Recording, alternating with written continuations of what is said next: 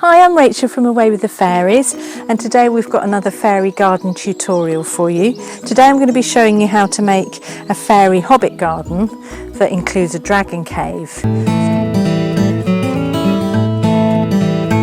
So we're going to start with a plastic planter, which is great because it's nice and lightweight, and this one's made to look like a wooden barrel, which is quite fun. So what I've done is drill some drain holes in the bottom, and then next we're going to fill it with some gravel to help with drainage. So just got the gravel here. I'm going to fill the bottom of the pot, and then I'm going to fill the pot with some just general potting compost. We want it right up to the top. So the idea with this garden was to create something that might appeal to boys as well as girls so that they can get involved in fairy gardening. So we're going to create a hobbit house and also a little cave for dragons, and there's going to be trolls and bridges and things, so it's going to be a really fun project to do with the kids. So I've collected some moss from our local area. You'll find it growing on trees or rocks. Alternatively, you can buy it from garden centres as well. So the idea is you want to cover the entire pot with a blanket of moss so that you disguise the terracotta pot. It's in a nice cosy mossy blanket.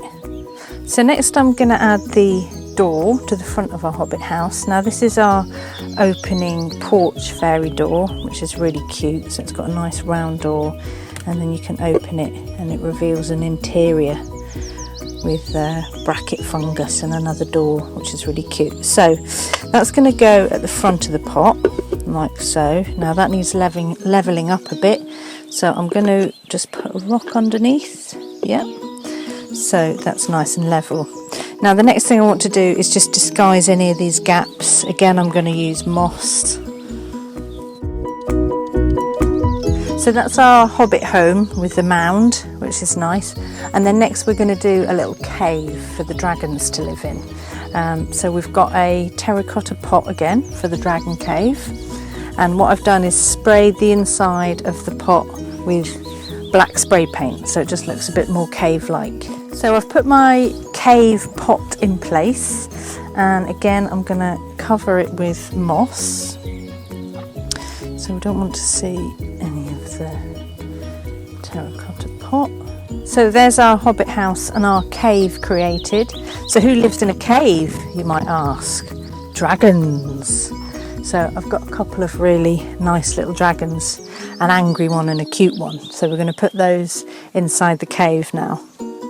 So we're going to add our dragons now. So I'm going to put the more fierce one outside, keep intruders away. And then we've got the cute looking one, he can go inside. Now they are both guarding treasure.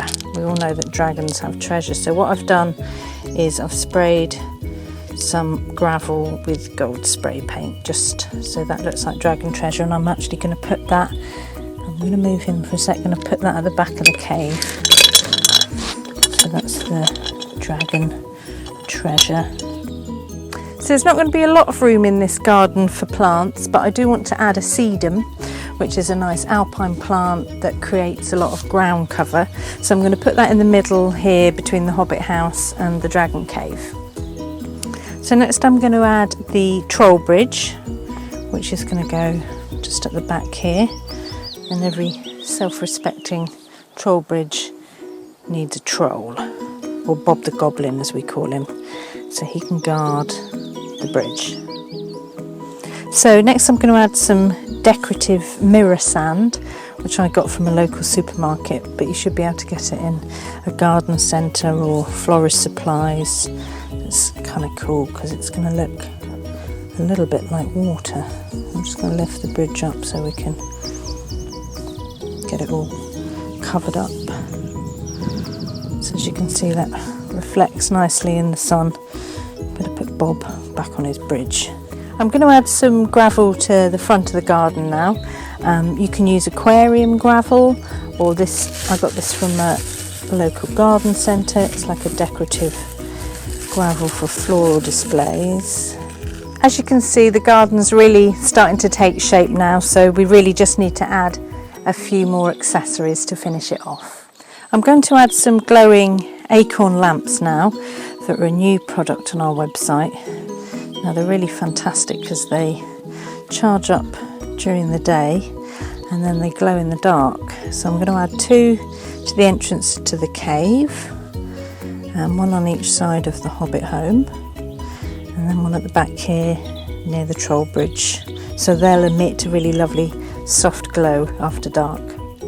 So I'm going to create a focal point in the middle with our little campfire there, and then a throne for the hobbit to sit on. I'm going to introduce some colour with some of these funky brightly coloured toadstools, which are great because they're on a little wire. They just go down into the soil. So I've decided I want to try and squeeze another plant in. This is another alpine. It's a Lithodora with lovely blue flowers. The variety is called Grace Ward. So it's nice and hardy. And I'm going to try and squeeze it in here down the side of the hobbit house. Finally, I'm going to add a chimney, which I've taken from one of our fairy houses, but you could make something similar out of a little piece of wood. You can paint it gold or whatever colour you like, and it's just going to look like there's a chimney towards the back of the hobbit house. So that's how to make a fairy hobbit garden with a dragon cave. Hope you've enjoyed watching. If you'd like to tell me about your fairy gardens, I'd love to hear about them, so you can post in the comments below, or perhaps let us know what kind of fairy garden you'd like to see us making next. Okay, thanks for watching and see you soon.